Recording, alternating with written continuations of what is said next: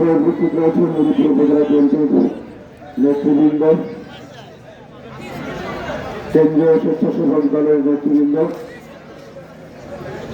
এই Durgapur union BNP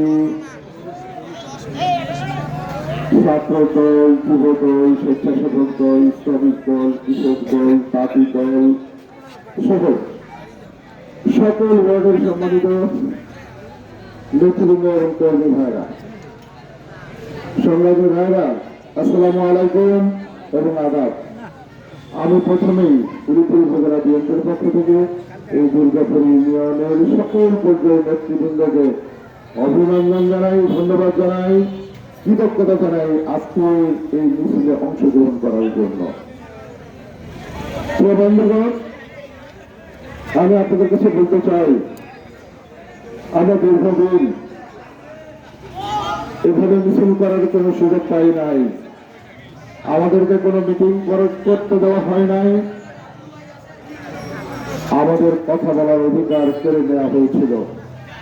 কিন্তু আজকে বলতে চাই, মহান আল্লাহ তাআলার অশেষ রহমতে আজকে বাংলাদেশের মানুষ কথা বলতে পারছে।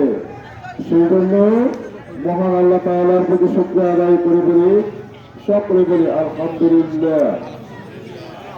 আজকে বলতে চাই যে আমাদের আসমান জমিনের মালিককে,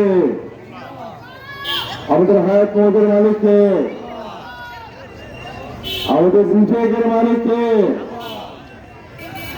আমাদের বেহেশতের মালিককে।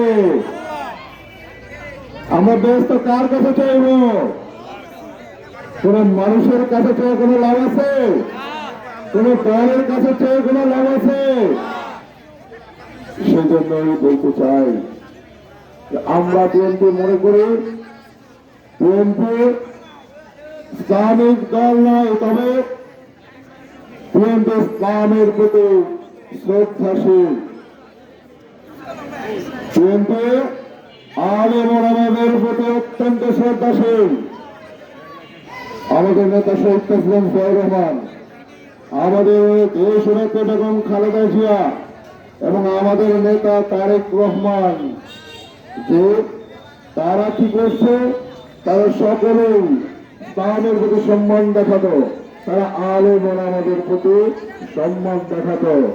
তো আজকে বলতে চাই, যারা আমাদেরকে বলেন যে আমরা ইসলামের পক্ষের দল না, শুধু জামাতে ইসলাম আছে, আমাদের মধ্যে ইসলাম নাকি নাই, কিন্তু আমরা বলতে চাই যে বাংলাদেশে আজকে আমাদের নেতা তারেক রহমান ঘোষণা দিয়েছেন, আমাদের এই মসজিদের ইমাম, মুয়াজ্জিন এবং খতিব যারা থাকবেন, মন্দিরের পুরোহিত, সকলকে আমাদের নেতা তারেক রহমান প্রতি মাসে সম্মানী দেবেন এবং তাদেরকে বিশেষ ভাতা দেওয়া হবে উৎসবের জন্য।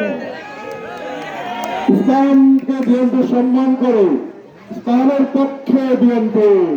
কিন্তু আজকে যারা বলেন যে দাঁড়িপাল্লায় একটা ভোট দিলে 18 কোটি মানুষের নামাজের সওয়াব পাওয়া যাবে, এটা বলেন নাউজুবিল্লাহ। এটা কোনোদিনও হতে পারে না, এটা ইসলামের কোন ভাষা হতে পারে না।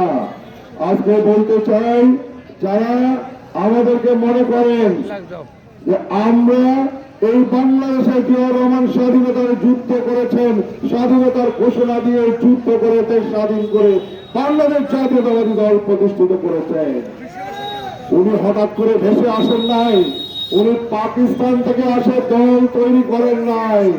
আজকে স্বাধীনতার 55 বছর এই দেশে বিএনপি ক্ষমতায় এসছে, এখানে জিয়াউর রহমান এদেশের জন্য, এদেশের উন্নয়নের জন্য, এদেশের মাটি মানুষের জন্য কাজ করেছেন।